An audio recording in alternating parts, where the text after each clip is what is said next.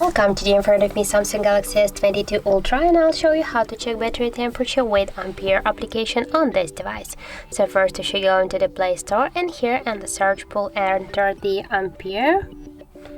And now we have to get this application, so tap to install and wait a couple of seconds while application installing on your device.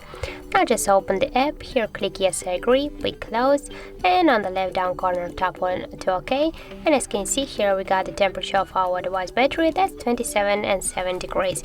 Also here we got other information like the health level, capacity of the battery, and the other information like the model of our device and Android version and more other info. So that's it, thank you guys for watching, and if you find this video helpful, don't forget to leave a like, comment and to subscribe our channel.